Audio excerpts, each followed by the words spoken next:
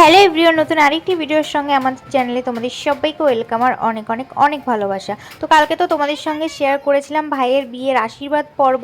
তো এখন হচ্ছে আমরা দেখো বেরিয়ে পড়েছি, এখন বাজে বিকাল 3টে। তো আমরা সবাই বেরিয়ে পড়েছি এখন জল আনতে। তো এতটা গরম ছিল, ভেবেছিলাম আরেকটু লেট করে বেরোবো, কিন্তু তাহলে আবার আমাদের বিয়েতে যেতে লেট হয়ে যাবে।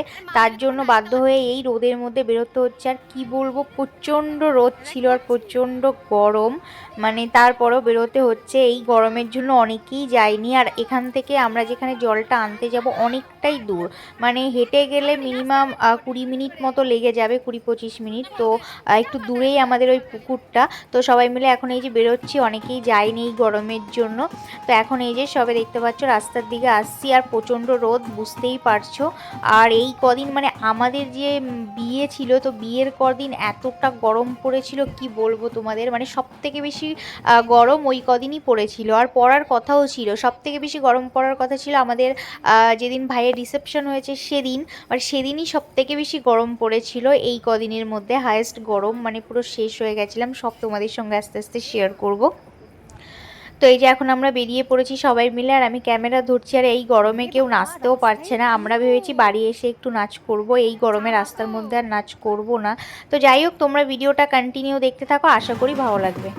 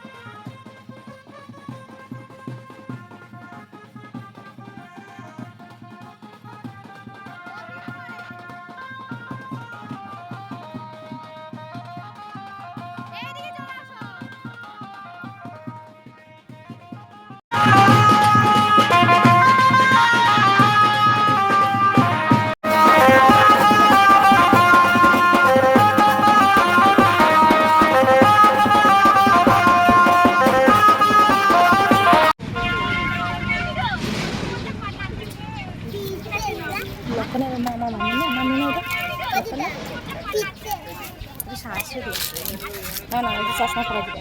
হ্যাঁ, ওটা মামি শাশুড়ি। তোর লক্ষণের